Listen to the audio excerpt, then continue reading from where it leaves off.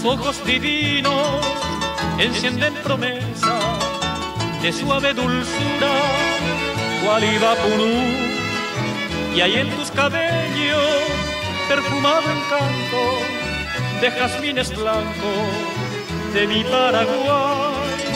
Tus labios son frescos como el arroyuelo que riega tus valles de naranjo en flor, y es toda poesía tu grácil figura, tu agreste hermosura, sencilla y triunfal.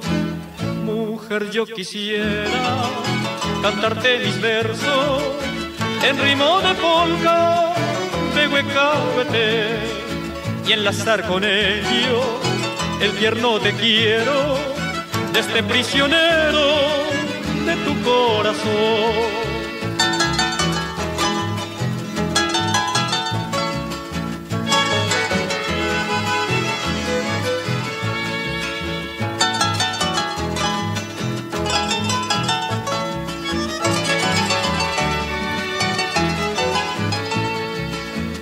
Labios son frescos como el arroyuelo que riega tus valles de naranjo en flor, y es toda poesía tu grácil figura, tu agreste hermosura, sencilla y triunfal.